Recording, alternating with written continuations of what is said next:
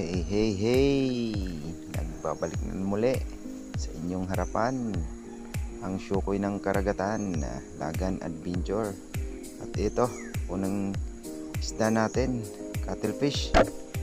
Patay ka, ulam na to. Mga kalagan, huwag kalimutang mag-subscribe at pakipindot na din ang notification bell button para updated naman kayo sa aming mga videong ilalabas katulad nito. At ito yung pangalawang cuttlefish natin, medyo malaki-laki na rin, mga nasa 1 kilo na siguro ito mahigit. At ayan, pagkatapos dito ay tinawag ko yung aking dive buddy, si Albert, dahil nga yung ilong ko ay punong-puno na ng sipon dahil sinisipon ako during that time pag aming pamamana.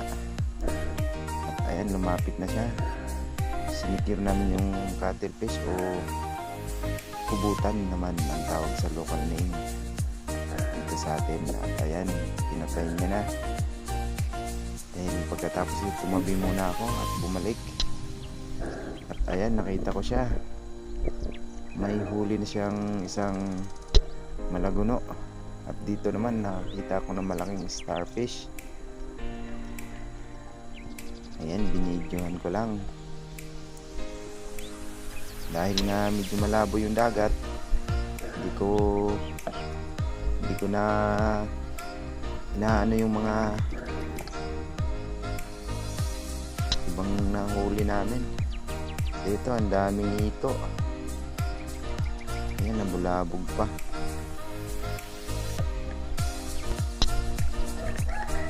Ito naman ang ating pangatlong cuttlefish, tauban o ayan, angat na tayo pataas. Nasa mababaw lang sila, mga nasa halos 3 dipa lang. Hindi na natin kailangan lumayo pa o pumunta sa malalim dahil meron naman pala ditong tauban malapit lang. Hamal na manok yan, may manok pala sa dagat. At dito may nakita tayong dalawang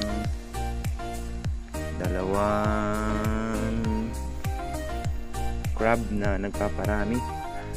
Kaya hindi natin binubulabog para naman ay makarami sila. Ganito pala sila magparami. Ayun. At dito, titira na sana ako ng isda kaso mailap. Ayun.